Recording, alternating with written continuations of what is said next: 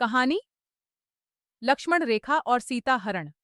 एक समय की बात है जब एक मर्यादा रेखा को लांघने का परिणाम भयंकर हुआ और एक महाकाव्य के युद्ध की नींव रखी गई। यह कहानी रामायण के उस महत्वपूर्ण मोड़ की है जब सीता का अपहरण हुआ।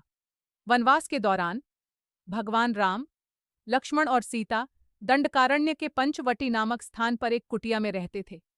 रावण की बहन शूर्पणखा के नाक और कान काटे जाने के बाद उसने अपने भाई रावण को सीता के सौंदर्य के बारे में बताया और उसे सीता का अपहरण करने के लिए उकसाया। रावण ने अपने मामा मारीच की सहायता ली, जो एक राक्षस था और मायावी रूप धारण कर सकता था। मारीच ने एक सुनहरे हिरण का रूप धारण किया और सीता के सामने आया। सीता उस सुंदर हिरण पर मोहित हो गईं और उन्होंने राम से उसे पकड़ने का अनुरोध किया। राम हिरण का पीछा करने निकल पड़े। जब हिरण हाथ नहीं आया तो राम ने उसे बाण से मार दिया। मरते हुए मारीच ने राम की आवाज में हे लक्ष्मण, हे सीते कहकर चिल्लाया। सीता यह सुनकर घबरा गईं और उन्होंने लक्ष्मण को राम की सहायता के लिए जाने को कहा।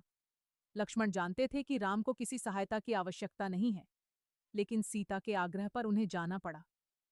जाने से पहले लक्ष्मण ने अपनी शक्ति से कुटिया के चारों ओर एक रेखा खींच दी, जिसे लक्ष्मण रेखा कहा जाता है।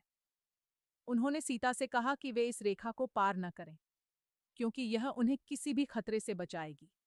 लेकिन रावण एक भिक्षु का वेश धारण कर कुटिया के पास आया। उसने सीता से भिक्षा मांगी।